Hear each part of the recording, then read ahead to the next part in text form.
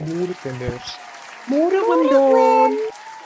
Gaan oom vir ons 'n storie vertel? Asseblief oom, vertel vir ons die storie. Vertel vir ons die storie van die 3 varkies. Nou maar goed julle tweeetjies. Ek sal julle vertel van die 3 varkies. Daar was eendag 'n mamma vark. Sy was baie hartseer want pappa vark is oorlede en sy is alleen en sy moet haar 4 baba varkies grootmaak. Nog 'n tragedie sou vir mamma vark tref. Een van haar babietjies gaan toe dood en sy het 3 varkies oor. Sy maak hulle met liefde groot en bederf hulle 'n klein bietjie te veel. Die 3 varkies is vet en uitgevreet. Hulle is bederf. Hulle help nie vir mamma vark in en om die huis nie. Hulle eet net en lê en speel in die modder. As mamma vark hulle vra om te help, dan wil hulle nie. Hulle is lui. Mamma vark vertel hulle gereeld van die nare ou wolf. Hulle lag haar af en dink dat dit snaaks is. Hulle neem nie vir mamma vark ernstig op as sy in die aande die deure wil sluit nie. Die varkies is stout en mamma vark is raadop. Mamma vark besluit dit is tyd. Dit is tyd dat die varkies hulle eie potjies moet gaan krap. Hulle moet hulle eie huisies gaan bou waar hulle kan stout wees en maak net wat hulle wil. Hier by haar kan hulle nie meer bly nie.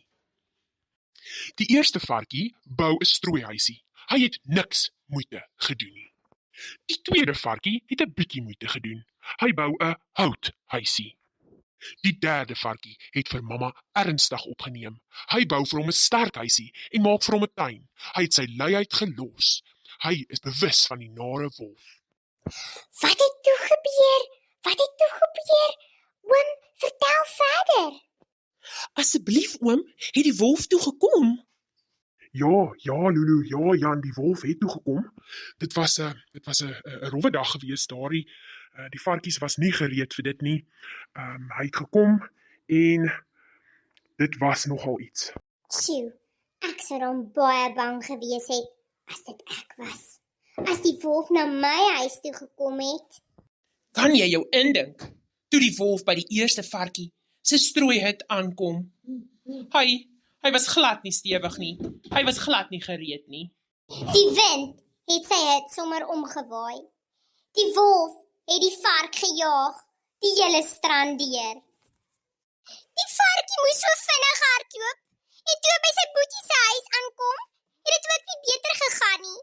Die wolf het dit sommer omgeblaas. Ja, dis maar tragies. Toe die wolf die huis omblaas, was hulle regtig verskrik. Hulle moes hardloop vir hulle lewens. Maar hulle was darm betyds, nee oom Daan. Ja, kinders. Hulle was betyds by hulle boetie se huisie. En hy het 'n sterk huisie gebou. Die wolf het nog ander planne gehad, maar niks het gewerk nie. Hulle was veilig in hulle boetie se baksteenhuisie. Hulle het hulle les geleer. Hulle was van daardie dag af flikse varkies wat altyd hulle kant gebring het. Sjoe, ja, die storie het 'n ware lewensles in. Ons moet altyd ons kant bring in en om die huis. Ons moet altyd fliks wees en hard werk.